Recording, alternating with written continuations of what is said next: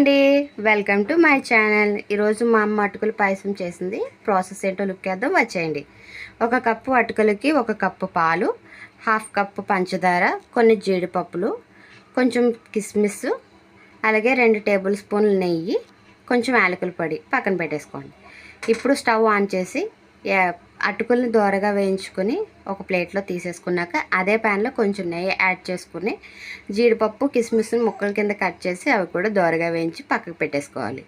ఏదైనా స్వీట్ తినాలనిపిస్తుంది, సేమియా ఏం తింటాము రెగ్యులరే కదా అనుకున్నప్పుడు ఇలా ఒకసారి ట్రై చేసి చూడండి. మేమైతే రెగ్యులర్గా కాకుండా ఎప్పుడైనా ఇలా ట్రై చేస్తూ ఉంటాం.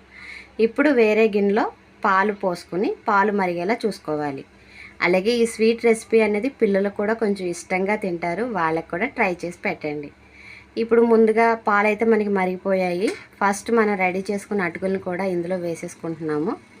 వేసేసుకున్నాక కొంచెం అటు ఇటు తిప్పండి. ఎక్కువ కనుక తిప్పితే మెత్తగా అయి ఉంటాయి కదా, అటుకులు పేస్ట్ అయిపోతాయి అన్నమాట.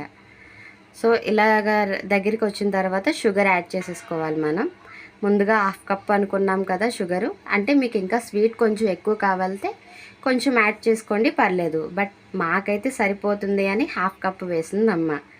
ఇప్పుడు అందులో కొంచెం యాలకుల పొడి వేసి మళ్ళీ తిప్పేస్తుంది. మీరు ఏమైనా స్వీట్స్ ఏమైనా తయారు చేశారా, లేదు ఇది మీరు తయారు చేయాలనుకుంటున్నారా, నాకే కామెంట్ చేసి చెప్పండి. సో ఇప్పుడు మనం ఇంకా ఆల్మోస్ట్ రెడీ అయిపోయింది.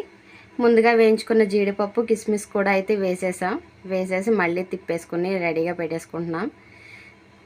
కొంచెం ప్రాసెస్ అవుతుంది, అలా దగ్గర పడిపోతుండగా మనం కొంచెం నెయ్యి యాడ్ చేసుకుంటే స్మెల్ అనేది చాలా బాగుంటుందండి. ఆ స్మెల్ అయితే చాలా భలే ఉంది, నాకైతే మంచి స్మెల్ వచ్చింది గుమగుమలాడుతానే.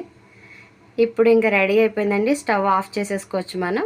రెడీ అయిపోయింది మన అటుకుల పాయసం. నచ్చితే